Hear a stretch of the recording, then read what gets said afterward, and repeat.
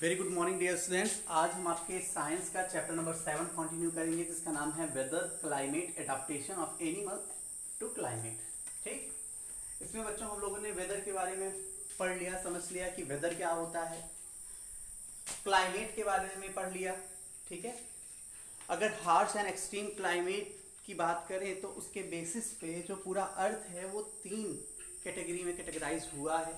ठीक, polar region, dessert reason और tropical rain forest. ठीक है, ये 3 कैटेगरीज हम लोगों ने डिस्कस की हुई थी लास्ट डे।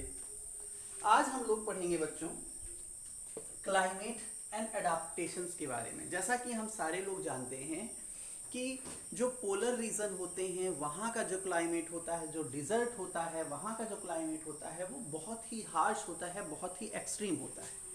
पोलर रीजन में जो टेम्परेचर होता है वो सर्दियों के सीजन में -37 डिग्री सेंटीग्रेड तक हो जाता है। इवन अगर हम डिजर्ट की बात करें तो डिजर्ट का जो टेम्परेचर होता है बहुत ज़्यादा गर्म होता है। ठीक, वहाँ पे खाने के लिए खाना, पीने के लिए पानी, ये सारी चीज़ें अवेलेबल नहीं होती।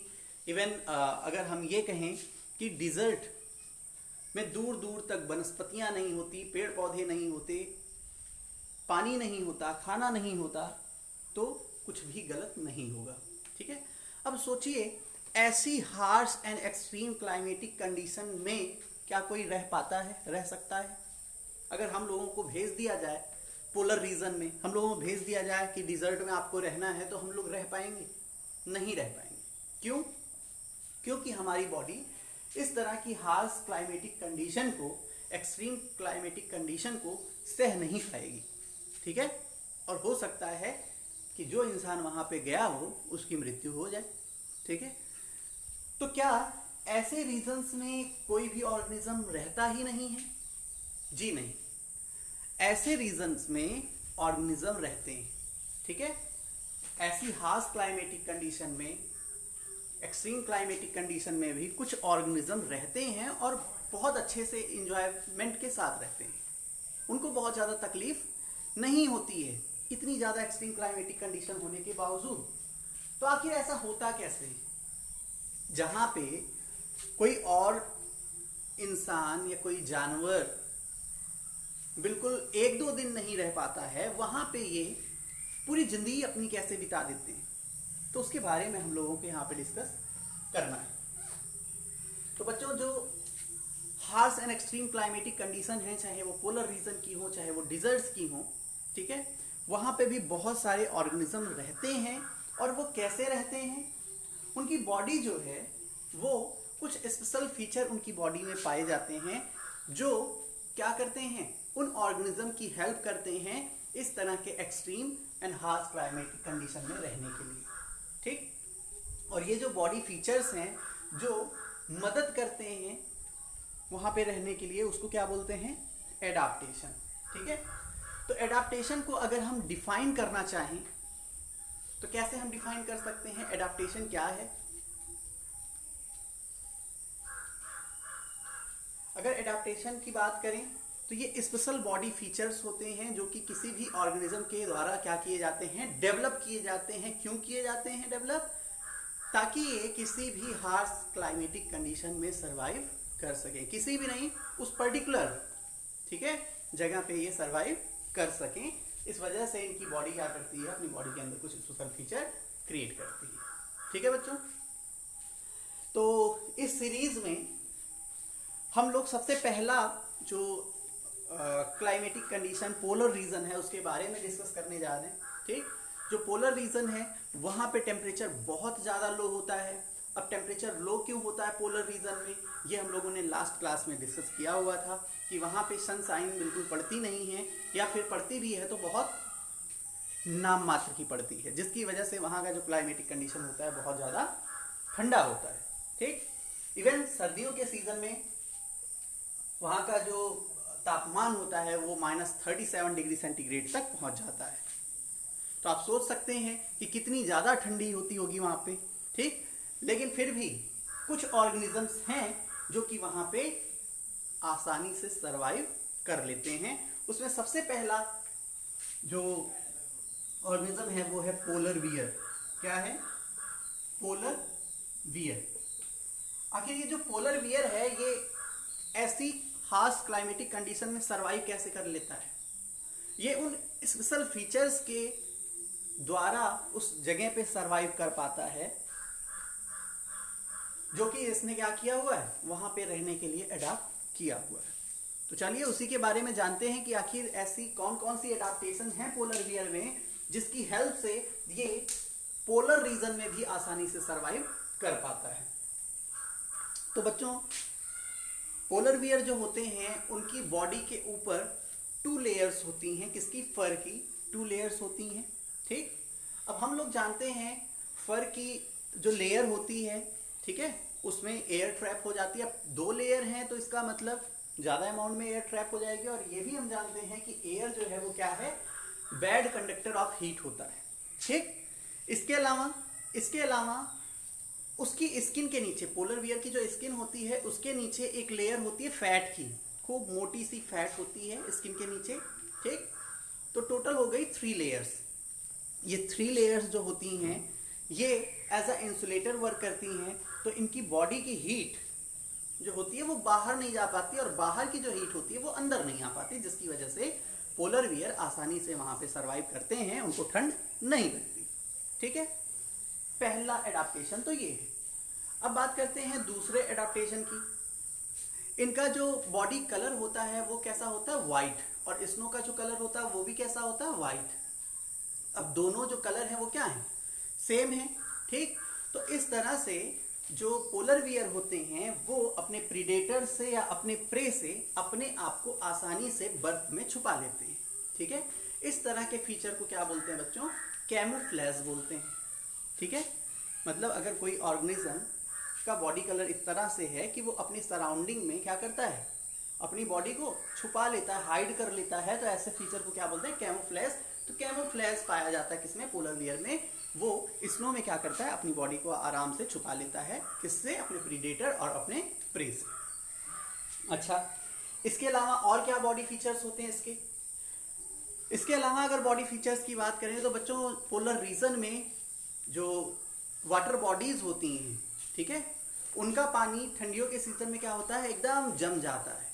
ठीक, और अगर हम लोगों को कोई कहे कि बर्फ पे चलना है तो हम लोग चल पाएंगे? नहीं चल पाएंगे। क्यों नहीं चल पाएंगे? बर्फ पे स्लाइड कर जाएंगे, क्योंकि वहां पे बिल्कुल भी फ्रिक्शन नहीं होगा। इसी वजह से हम लोग सरक जाएंगे वहां पे। ठीक, सही से हम लोग चल नहीं पाएंगे, हमारा कोई कंट्रोल नहीं होगा हमारी मोशन पे।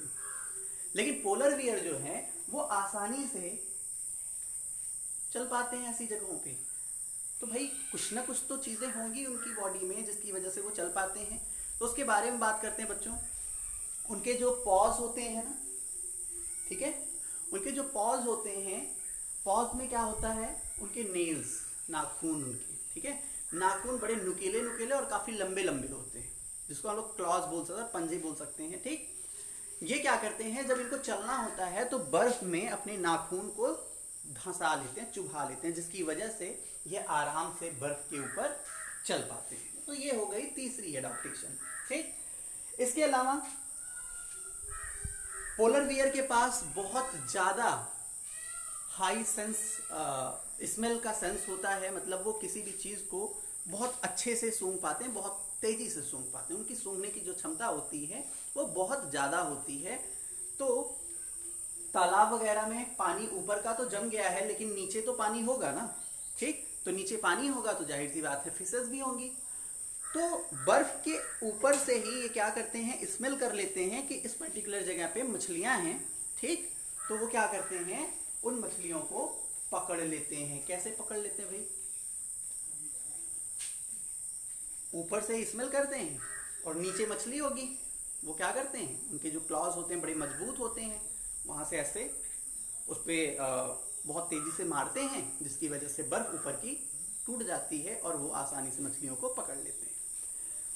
तो ये तो कुछ फीचर्स हुए किसके, पोलर वियर के, जो कि क्या करते हैं, इसकी मदद करते हैं कि ये कहां पे, पोलर रीजन में आसानी से सरवाइव कर पाता है। अब देखिए, पोलर रीजन में भी गर्मी का जब सीजन आता है तो जो टेम्परेचर है थोड़ा सा हाई हो जाता है। हाई होने का मतलब ये नहीं कि पॉजिटिव में आ जाता है, रहता तो निगेटिव में ही है, ठीक। लेकिन उस टाइम पे ये जो पोलर बियर हैं इनको बड़ी गर्मी लगती है, उस गर्मी से राहत पाने के लिए ये क्या करते हैं, पानी में स्विमिंग करते हैं। क्या करते हैं, स्विमिंग करते हैं। ये बहुत अच्छे स्विमर होते हैं, ठीक है। और इनके जो पॉज होते हैं, पॉज, वो स्विमिंग में इनकी मदद करते हैं। पॉज इनके काफी चौड़े चौड़े होते हैं, जिसकी वजह से ये काफी पानी डिस्प्लेस कर पाते हैं और आसानी से तैर पाते हैं, ठीक। अब बात करेंगे हम किसकी, पेंगुइन्स की।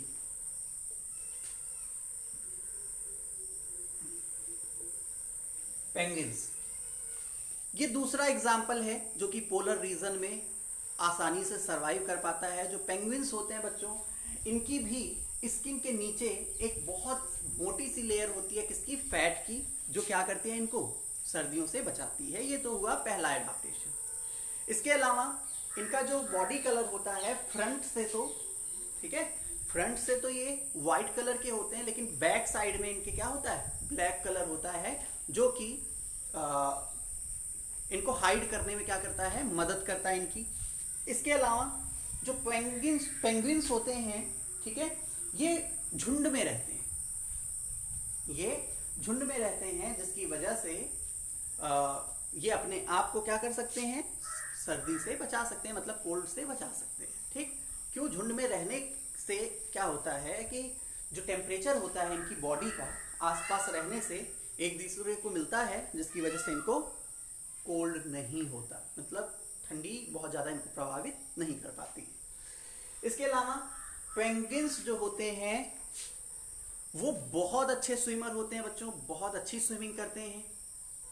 क्यों, क्योंकि इनके पैर कैसे होते हैं, वेब्ड फीट होते हैं, जिसकी वजह से ये बहुत अच्छे स्विमर होते हैं। या फिर हम ये कह सकते हैं कि जितनी भी बर्ड्स हैं दुनिया में, सबसे अच्छी स्विमिंग कोई करता है तो वो कौन है, पेंगुइन ही, जो सबसे अच्छी स्विमिंग करता है। अब बात करते हैं हम बर्ड्स की।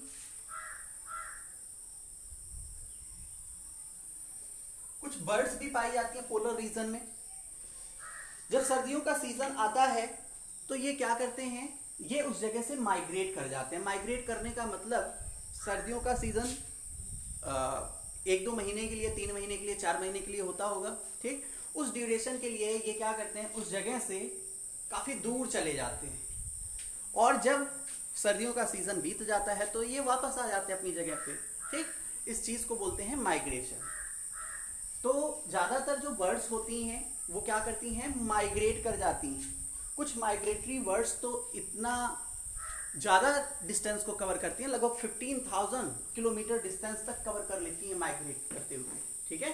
मतलब वो फूड, शेल्टर, इन सब चीज़ों की तलाश में 15,000 किलोमीटर दूर तक चली जाती हैं। आपने एक साइबेरियन क्रेन के बारे में सुना होगा, ठीक है, साइबेरिया कंट्री जानते होंगे, वहाँ पे एक वर्ड है साइबेरियन क्रेन। वो बच्चों साइबेरिया से यहाँ पे आ जाती है, ठीक है, लगभग 4,000 किलोमीटर डिस्टेंस है, यहाँ तक वो आ जाती है। जब वहाँ पे उसकी फेवरेबल कंडीशंस नहीं होती हैं तो वो क्या करती है, यहाँ तक आ जाती है ताकि यहाँ पे वो सरवाइव करे। फिर जब उसका फेवरेबल कंडीशन वहाँ पे आता है तो वो वापस वहाँ पे चली जाती है। इसके अलावा बहुत सारी फिशेज हैं बच्चों, बहुत सारे मैमल्स हैं जो क्या करते हैं, वो भी माइग्रेट करते हुए काफ़ी डिस्टेंस कवर करते हैं। अब माइग्रेट करने के पीछे का कारण, जैसा कि मैंने बताया, फूड होता है, शेल्टर होता है, फेवरेबल कंडीशंस होती हैं, और इसके अलावा एक तरह से रिप्रोडक्शन का भी एक कारण हो सकता है, क्योंकि बहुत सारे जो एनिमल्स हैं वो क्या करते हैं, हजारों किलोमीटर दूरी तय करते हैं, क्या करने के लिए, एग ले करने के लिए, जैसे कि टॉर्टॉइस, ठीक है। ये क्या करते हैं, हजारों किलोमीटर डिस्टेंस ट्रेवल करते हैं ताकि ये क्या कर सकें, एग ले कर सकें। क्यों, क्योंकि अगर ये ऐसी एक्सट्रीम क्लाइमेटिक कंडीशन में एग ले करेंगे तो हो सकता है उस एग से बच्चे ना निकले, वो एग जो है वो क्या हो जाए, डिस्ट्रॉय हो जाए। तो इस वजह से ये क्या करते हैं, माइग्रेट करते हैं। तो आज हम लोगों ने बच्चों पोलर रीजन में जो कुछ एनिमल्स पाए जाते हैं उनमें क्या एडाप्टेशंस होती हैं, वो कैसे इतनी हार्श क्लाइमेटिक कंडीशन में रह पाते हैं उसके बारे में डिस्कस किया। आई होप आपको बच्चों समझ में आया होगा। ठीक है, आज के लिए इतना ही, बाकी next day. Thank you, have a very good day.